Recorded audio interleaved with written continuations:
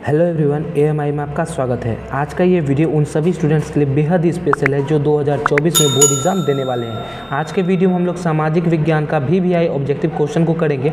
आज का ये वीडियो हमारी सीरीज़ का 19वां वीडियो होगा जिसमें हम लोग सामाजिक विज्ञान का ऑब्जेक्टिव को करेंगे। इसके पहले हमने 18 वीडियो और अपलोड किया है। यदि आपने हमारा पहले वाला वीडियो नहीं देखा है तो जाकर के जरूर देख लीजिएगा।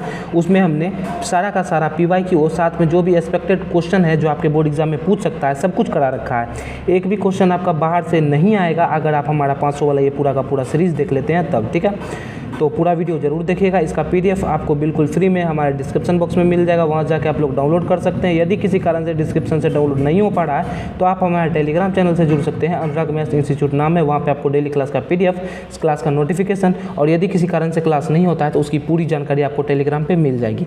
तो कल तक के वीडियो में हम लोग पॉलिटी को बहुत अच्छी तरह से कंप्लीट कर चुके थे। पॉलिटी का सारा ऑब्जेक्टिव को कर लिए थे। ठीक है, हम आपको बता दें कि हिस्ट्री हम लोग कंप्लीट हो गया था, हमारा ज्योग्राफी हो गया था, आपदा प्रबंधन हो गया था, फिर पॉलिटी भी हम लोग कंप्लीट कर चुके थे। आज आपका मतलब ये वाला जो बुक है ये लास्ट है आपका सोशल साइंस का। ठीक है, इकोनॉमिक्स इसके ख़त्म होने के बाद हम लोग किसी दूसरे सब्जेक्ट पे चलेंगे। ठीक है, चलिए।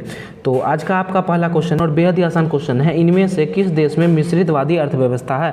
थोड़ा सा अर्थव्यवस्था के बारे में जान लेते हैं। अर्थव्यवस्था का 3 प्रकार होता है, समाजवादी, पूंजीवादी और मिश्रितवादी। तो इसमें पूछा जा रहा है मिश्रितवादी कहाँ है, अमेरिका में है, रूस में है, भारत में, या फिर इनमें से कोई नहीं, कहीं पर नहीं है। तो मिश्रितवादी बाबू भारत में है। ऑप्शन नंबर C इसका बिल्कुल राइट आंसर हो जाएगा। चलिए, अगला क्वेश्चन है, निम्न में किसको प्राथमिक क्षेत्र भी कहा जाता है। मतलब प्राथमिक क्षेत्र जो है ना, सीधा सीधा प्रकृति का जब हम उपयोग करते हैं तो उसको प्राथमिक क्षेत्र में गिना जाता है। ठीक है, सेवा क्षेत्र मतलब फौजी सब इसका प्राथमिक क्षेत्र में नहीं आता, औद्योगिक क्षेत्र में नहीं आता। कृषि जो है प्राथमिक क्षेत्र में आता है। ऑप्शन नंबर B इसका राइट आंसर हो जाएगा। कृषि हो गया, फिर मछली पालन हो गया, ये सब जो है प्राथमिक क्षेत्र में आता है। अगला क्वेश्चन है, निम्न में से किसे पिछड़ा राज्य कहा जाता है। पंजाब को, बिहार को, केरल को या फिर दिल्ली को। तो पिछड़ा राज्य में तो भैया अपना बिहार है। ऑप्शन नंबर B इसका राइट आंसर हो जाएगा। ठीक है, चलिए अगला क्वेश्चन है, इनमें से कौन योजना आयोग के पदेन अध्यक्ष होते हैं। योजना आयोग का अध्यक्ष कौन होता है, प्रधानमंत्री, योजना मंत्री, राष्ट्रपति या फिर इनमें से कोई नहीं। तो योजना आयोग का अध्यक्ष का बात कर रहा है तो वो प्रधानमंत्री होते हैं। ऑप्शन नंबर A इसका राइट आंसर हो जाएगा। अगला क्वेश्चन है, जिस देश की राष्ट्रीय आय अधिक होती है वह देश कहलाता है। जिस देश का राष्ट्रीय आय ज़्यादा होता है उसको क्या बोलते हैं, विकसित, अविकसित, अर्धविकसित या फिर इनमें से कोई नहीं। तो जिस देश की राष्ट्रीय आय अधिक होती है उसको हम लोग विकसित देश बोलते हैं। ऑप्शन नंबर A इसका राइट आंसर हो जाएगा।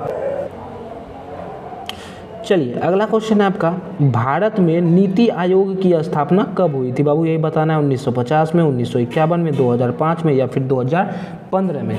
तो भारत में नीति आयोग की स्थापना 2015 में हुई थी। ऑप्शन नंबर D इसका राइट आंसर हो जाएगा। अगला क्वेश्चन है, किस क्षेत्र को हम लोग तृतीय क्षेत्र कहते हैं। तृतीय क्षेत्र किसको बोला जाता है, सेवा को, कृषि को, औद्योगिक को या फिर इनमें से कोई नहीं। तो तृतीय क्षेत्र होता है सेवा क्षेत्र, द्वितीय क्षेत्र होता है औद्योगिक क्षेत्र और प्राथमिक क्षेत्र होता है कृषि। ठीक है, याद रखेंगे आप लोग, प्राथमिक क्षेत्र कृषि, द्वितीय क्षेत्र को औद्योगिक क्षेत्र बोलते हैं और तृतीय क्षेत्र होता है सेवा क्षेत्र। ठीक है, चलिए अगला क्वेश्चन है, योजना आयोग का गठन कब हुआ था। 15 मार्च 1950 में, 15 सितंबर, 15 अक्टूबर। देखिए 1950 तो सब में कॉमन है। अब आपको बस ये देखना है कि 15 मार्च में हुआ था, सितंबर में हुआ था या अक्टूबर में हुआ था। तो योजना आयोग का गठन बाबू मार्च में हुआ था। ऑप्शन नंबर A इसका राइट आंसर हो जाएगा, 15 मार्च को। ठीक है, चलिए अगला क्वेश्चन है, जवाहर रोजगार योजना लागू हुई थी। कब लागू हुई थी, 1988 में, 1989 में, 1990 में या फिर 1991 में। तो जवाहर योजना 1989 में लागू हुई थी। ऑप्शन नंबर B इसका राइट आंसर हो जाएगा। सब क्वेश्चन याद करने वाला है, याद करेंगे। ठीक है, अगला क्वेश्चन है, योजना आयोग को भंग कर कौन सा आयोग बना था। नीति आयोग, वित्त आयोग, राज्य वित्त आयोग या फिर इनमें से कोई नहीं। तो जब योजना आयोग को भंग किया गया था तो उसके बाद जो है नीति आयोग बनाया गया था। ऑप्शन नंबर A इसका राइट आंसर हो जाएगा। योजना आयोग को भंग करके कौन आयोग बना था, नीति आयोग। चलिए अगला क्वेश्चन है, किसने कहा कि बिहार के विकास के बिना भारत का विकास संभव ही नहीं है। तो मोदी जी तो नहीं बोले भैया, मोदी जी तो इधर बने हैं। पहले कोई बोला था, राजेंद्र प्रसाद या अब्दुल कलाम। राजेंद्र प्रसाद को भैया अपना जातवाद से फुर्सत कहाँ था, APJ अब्दुल कलाम बोले थे कि राज्य के, देश के विकास, बिहार के विकास के बिना भारत का विकास संभव नहीं है। ऑप्शन नंबर B इसका राइट आंसर हो जाएगा। अगला क्वेश्चन है, किस क्षेत्र को द्वितीय क्षेत्र बोला जाता है। अभी हम आपको बताया ना बाबू, द्वितीय क्षेत्र किसको बोलते हैं, औद्योगिक क्षेत्र को। ऑप्शन नंबर C इसका राइट आंसर हो जाएगा। चलिए अगला क्वेश्चन है, भारत की आर्थिक व्यवस्था है। पहला क्वेश्चन याद कीजिए, हम लोग क्या पढ़े थे, पहला क्वेश्चन किए थे किस देश में मिश्रितवादी अर्थव्यवस्था है। तो यहाँ पूछ रहा है भारत में कौन सी व्यवस्था है, तो भाई भारत में तो मिश्रितवादी। Option number C right answer हो जाएगा। चलिए अगला क्वेश्चन है, देश में सब्जी के उत्पादन में बिहार का स्थान है। सब्जी उत्पादन में बिहार का कितवां स्थान है? पहला है, दूसरा है, तीसरा है या फिर चौथा है? तो सब्जी के उत्पादन में बिहार का तीसरा स्थान है। ऑप्शन नंबर सी इसका राइट आंसर हो जाएगा। अगला क्वेश्चन है, अर्थव्यवस्था के मुख्यतः कितने प्रकार? अर्थव्यवस्था हम आपको बताया शुरू में 3 प्रकार का होता है भैया, समाजवादी, पूंजीवादी और मिश्रितवादी। तो 3 हो जाएगा। Option number A right answer हो जाएगा। चलिए अगला क्वेश्चन है, बिहार एक राज्य है, अपना बिहार कैसा राज्य है यही आपको बताना है, ठीक है। उद्योग प्रधान है, पशुपालन प्रधान है, खनिज प्रधान है या फिर कृषि प्रधान है? अपने बिहार राज्य में ज़्यादा क्या होता है बाबू? कृषि होता है। तो ऑप्शन नंबर डी इसका राइट आंसर हो जाएगा। क्या प्रधान है? कृषि प्रधान है। अगला क्वेश्चन है, भारत में वित्तीय वर्ष कहा जाता है। वित्तीय वर्ष भारत में कब से कब तक अवधि को बोलते हैं? 1 जनवरी से 31 दिसंबर तक का अवधि को वित्तीय वर्ष बोलते हैं? नहीं भैया। 1 जुलाई से 30 जून का? नहीं। 1 अप्रैल से 31 मार्च या फिर 1 सितंबर से 31 अगस्त? तो इसको भी नहीं। 1 अप्रैल से 31 मार्च तक का अवधि को हम लोग वित्तीय वर्ष बोलते हैं, ठीक है। नॉर्मल वर्ष ने मार दीजिएगा कि 1 जनवरी से 31 दिसंबर तक 1 साल हो गया, नहीं भैया। वित्तीय वर्ष पूछा है तो option number C right answer हो जाएगा। 1 अप्रैल से 31 मार्च तक। अगला क्वेश्चन है, भारत में किस राज्य की प्रति व्यक्ति आय सबसे ज़्यादा है?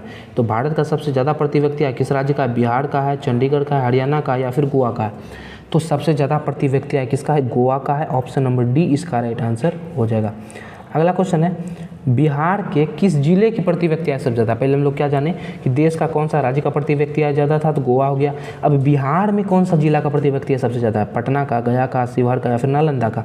तो देखिए बिहार में सबसे ज़्यादा आबादी वाला पटना है। पटने में सबसे ज़्यादा पैसा भी कमाता है। प्रति व्यक्ति आय कहाँ का ज़्यादा होगा? पटना का। ऑप्शन नंबर ए इसका राइट आंसर हो जाएगा। अगला क्वेश्चन है, दादा भाई नौरोजी ने सर्वप्रथम राष्ट्रीय आय का अनुमान कब लगाया था? 1868 में, 1968 में, 1878 में या फिर 1998 में? कब लगाया था बाबू दादा भाई नौरोजी राष्ट्रीय आय को? सबसे पहले राष्ट्रीय आय का अनुमान 1968 में लगाए थे और 1868 में लगाए थे। ऑप्शन नंबर ए इसका राइट आंसर हो जाएगा। कब लगाए थे? 1868 में। चलिए अगला क्वेश्चन है, प्रत्यक्ष कर के अंतर्गत निम्न में से किसे शामिल किया गया? प्रत्यक्ष मतलब होता है सीधा सीधा कर के अंतर्गत आयकर को किया गया है, आयकर को शामिल किया गया। ऑप्शन नंबर ए इसका राइट आंसर हो जाएगा।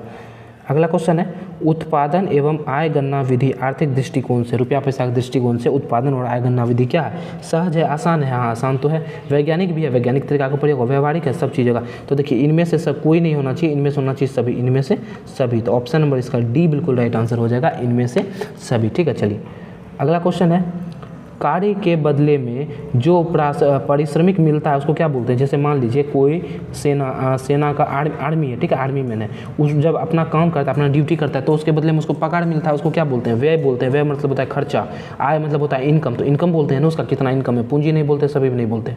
तो ऑप्शन नंबर बी इसका राइट आंसर हो जाएगा, इनकम बोला जाता है उसको। अगला क्वेश्चन है, बिहार में किस जिले की प्रति व्यक्ति आय सबसे कम है? पहले क्या पढ़े थे? सबसे ज़्यादा किसका है, अब पढ़ेंगे सबसे कम किसका है। सबसे कम है शिवहर का। ऑप्शन नंबर डी इसका राइट आंसर हो जाएगा। चलिए आज का लास्ट क्वेश्चन है बाबू, राष्ट्रीय आय का क्या अर्थ है? सरकार की आय से? भैया सरकार का आय राष्ट्रीय आय हो गया? नहीं, सरकार का अर्थ खाली सरकार का आय हो। सार्वजनिक उपक्रमों की आय से, पारिवारिक आय से, उत्पादन के साधन की आय से? तो सार्वजनिक उपक्रमों की आय से नहीं हो गया, पारिवारिक नहीं भी होगा। जितना उत्पादन होता है, उत्पादन का जो साधन है उससे जो आय प्राप्त होता है उसी को हम लोग राष्ट्रीय आय बोलते हैं। तो ऑप्शन नंबर डी इसका राइट आंसर हो जाएगा। तो आज के वीडियो में हम लोग अर्थशास्त्र का, इकोनॉमिक्स का 25 क्वेश्चन को किए। इकोनॉमिक्स में आपका ज़्यादा क्वेश्चन है, लगभग में 100 क्वेश्चन होगा, इसी से क्वेश्चन घुमा फिरा के पूछता है, ठीक है। और इकोनॉमिक्स से ज़्यादा क्वेश्चन आता भी नहीं है, तो इसको वैसे भी स्किप भी कर सकते हैं, कि आपको 80 में 40 बनाना है, वो तो आपका पहले ही बन जाएगा।